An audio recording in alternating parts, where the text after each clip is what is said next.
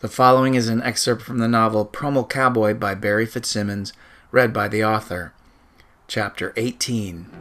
Me and Belinda sit at our little table, and we sip our bourbons and drink our buds, and then more bourbons and more buds, and we're laughing and smoking and having a hell of a time, and of course I ain't eaten nothing since lunch, and before I know it I don't care at all about her picking up my tab. Gonna come from her anyhow, one way or the other.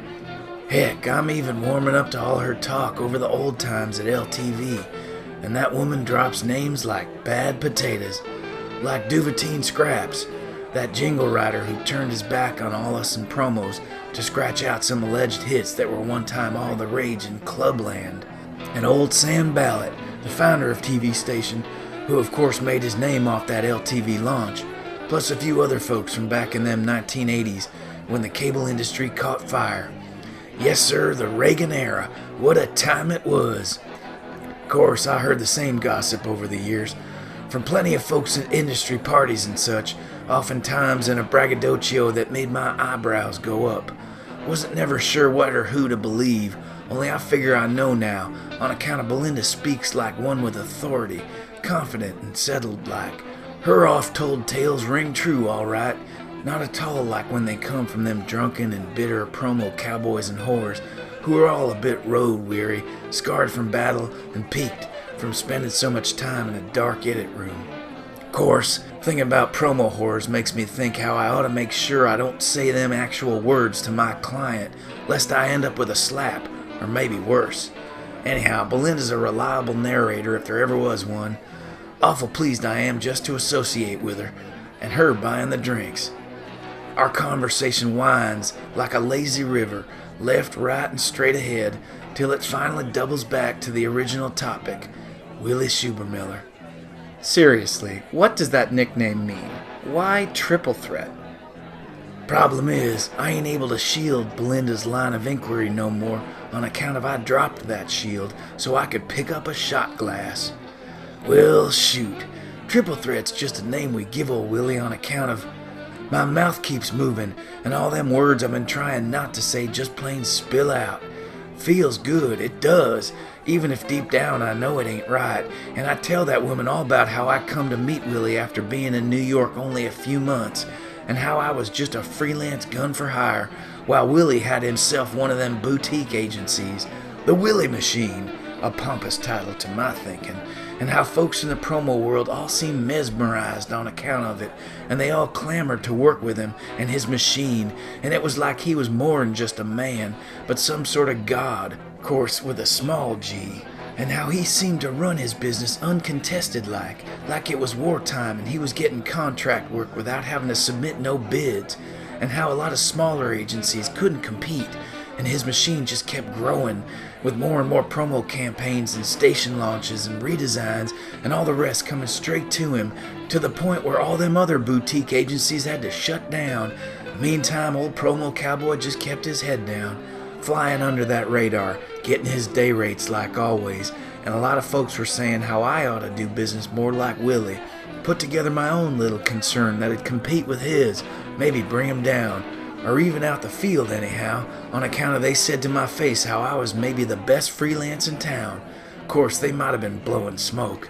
And I knew it then, like I know it now, that having a business like that ain't my purpose on this earth, and I wouldn't want to give up my nights at Eddie's, and by Willie and his machine got bigger and riper, till some of them Madison Avenue agencies that wasn't normally interested in small potato stuff like TV promos, they started courting Willie, looking to buy him out, outbidding one another in a war over the machine, and Willie held his ground long as he could, till on the eve of them finally making the deal to sell out to one of them monster-sized companies, the whole thing fell through on account of some shoddy bookkeeping, and who knows what else, that was going on all along, and it's sure ironic how just as Willie was about to taste his sweetest victory, well, he lost his shirt and had to close doors on his machine and auction off all his equipment to pay all his debts, much as he could, and how he was cast into the fire and had to start over from scratch, working in the trenches like yours truly, only at the same time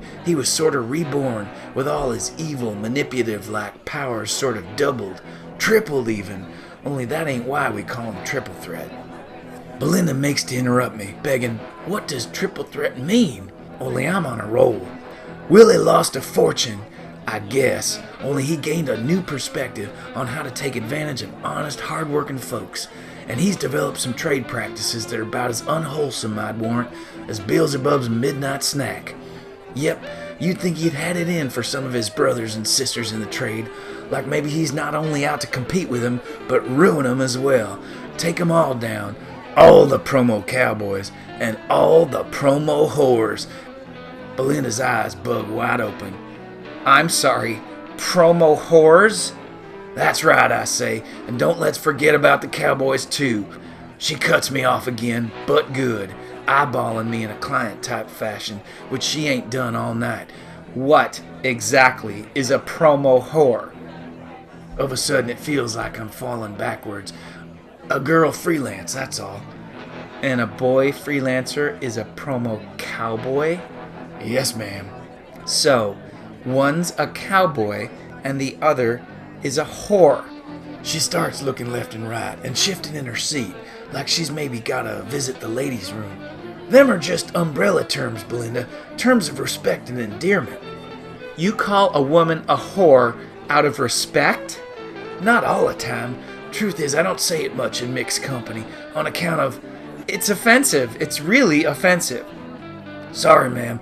I'll refrain in the future. I'd do that if I were you. Belinda waves for the check, and old Tom's over in a flash with a slip of paper for her to sign, plus a couple of double bourbon shots on the house. I can see on that bill how he's gone and added in what I owe from last week, and she writes in another $50 for him to keep, and before I know it, she's headed for the door and leaving them big, beautiful bourbons right on the table, not to mention her suit jacket on the hook. And I figure I better down them shots right quick, on account of I can't just leave them there. First one goes down smooth all right, only the second makes me gag a little. Of course, Belinda don't wait for me, don't even look back, and I don't catch up to her till she's on the street, with one foot already in the back of a yellow taxi cab.